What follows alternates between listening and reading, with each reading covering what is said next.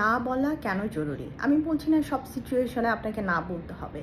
কিন্তু আপনাকে মাঝে, মাঝে না বলাটা জানতে হবে। কারণ আপনি যখন অন্য কাউকে না বলছেন না, তার মানে আপনি তাকে হ্যাঁ বলছেন এবং আপনি নিজেকে কোথাও না কোথাও একটা না বলছেন। ধরেন আপনার সপ্তাহে ১ দিন অফ ডে থাকে। এখন সেই অফ ডেটা আপনি হয়তো সবার সাথে না বলতে না পারার কারণে আপনাকে কাটাতে হচ্ছে। তাহলে আপনার নেক্সট সপ্তাহের যে অফ ডেটা, সেটা আপনি নিজের মেন্টাল ওয়েলবিং এবং নিজের ফিজিক্যাল ওয়েলবিংয়ের জন্য চিন্তা করছেন। কিন্তু সেখানেও যদি আপনি না বলতে না পারেন, সেক্ষেত্রে কিন্তু আপনার নিজের উপর একটা জুলুম করা হয় এবং আল্টিমেট ক্ষতিটা কিন্তু আপনার নিজেরই হয়।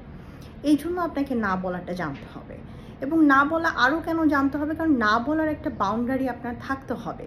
আপনি যদি না বলার কোনো বাউন্ডারি না রাখেন, তাহলে একটা সময় আপনার আশেপাশে কিছু টক্সিক পিপল থাকে, যারা আপনার এই সুযোগটা নিয়ে আপনাকে কিন্তু ব্যবহার করতে থাকবে।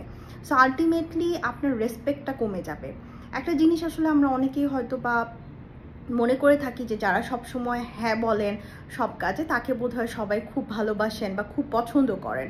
কিন্তু আপনি হিসেব করে দেখবেন, এখানে একটা ছোট পার্ট হলো যে এই মানুষগুলো কিন্তু আসলে আস্তে আস্তে নিজের রেসপেক্টটা হারায়। তার মানে কি হচ্ছে, আপনি যে না বলতে পারছেন না বা আপনি নিজেকে যে অ্যাভেলেবেল করে ফেলছেন, সো সেই জায়গায় কিন্তু রেসপেক্ট আপনি নিজে থেকেই নিজে হারিয়ে ফেলছেন। সেই জন্য আপনাকে না বলাটা খুব জরুরি।